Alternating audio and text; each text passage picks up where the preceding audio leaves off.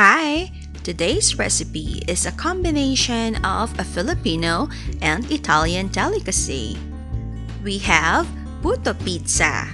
Puto is a Filipino steamed rice cake traditionally made from slightly fermented rice dough, or what we call galapong. It's also an umbrella term for various kinds of indigenous steamed cakes, including those without rice.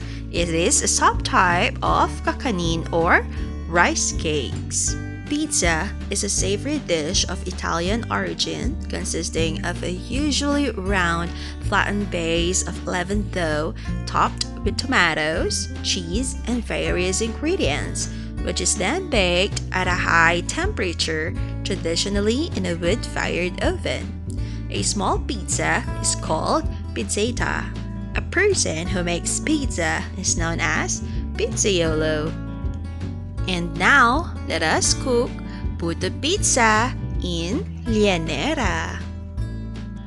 Welcome to Cherry's Dishes. It isn't costly to have good food. Happy tummy, happy life.